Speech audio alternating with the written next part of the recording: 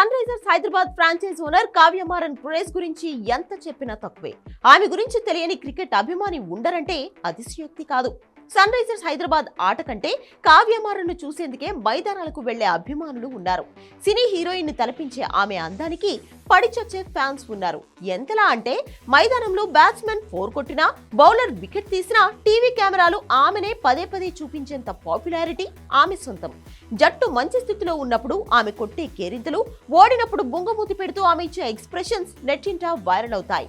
గత 5-6 ఏళ్లుగా Sunrisers Hyderabad team owner గా తమ జట్టు ఆడే ప్రతి మ్యాచ్ కు హాజరవుతూ కావ్య మారన్ స్టేడియంలో సందడి చేస్తోంది. అయితే కావ్య మారన్ కంటే ముందే హైదరాబాద్ అభిమానులను గాయత్రి రెడ్డి తన అందచందాలతో అలరించింది.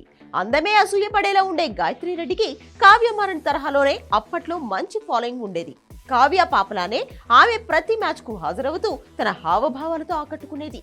సోషల్ మీడియా అంతగా లేని ఆ రోజుల్లోనే గాయత్రి రెడ్డి చాలా ఫేమస్. బాలీవుడ్ హీరోయిన్ తలపించే ఆమె అందానికి అభిమానులు మంత్రముగ్ధులయ్యేవారు.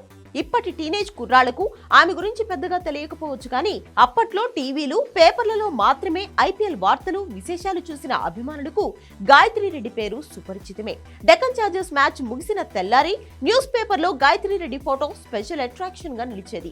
అప్పటి టాబ్లాయిడ్ పేపర్లలో మ్యాచ్ కు సంబంధించిన ఫోటోలను ప్రత్యేకంగా ఇచ్చేవారు.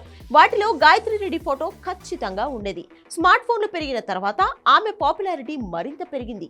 ఇప్పట్లా అప్పుడు సోషల్ మీడియా ట్రెండ్ ఉంటే గాయత్రి రెడ్డికి కావ్య పాప కంటే ఎక్కువ క్రేజ్ ఉండేదని డెక్కన్ చార్జర్స్ అభిమానులు అంటూ ఉంటారు. ఇక గాయత్రి రెడ్డి లండన్ లో డిగ్రీ పూర్తి చేసి డెక్కన్ క్రానికల్ పేపర్ లో ఫీచర్స్ ఎడిటర్ గా పనిచేసింది. ట్రావెల్, ఫ్యాషన్, స్పోర్ట్స్ విభాగాల్లో అనేక కథనాలు రాసింది. సెలబ్రిటీలను ఇంటర్వ్యూ చేసింది. ఐపీఎల్ కాంట్రాక్ట్స్ నిబంధనలను ఉల్లంఘించినందుకు డెక్కన్ చార్జర్స్ జట్టుపై 2012లో ఐపీఎల్ గవర్నింగ్ కౌన్సిల్ వేటు వేసింది. దాంతో డెక్కన్ చార్జర్స్ స్థానంలో సన్ రైజర్స్ హైదరాబాద్ వచ్చింది. అప్పటి నుంచి గాయత్రి రెడ్డి స్పాట్ లైట్ లో లేకుండా పోయింది.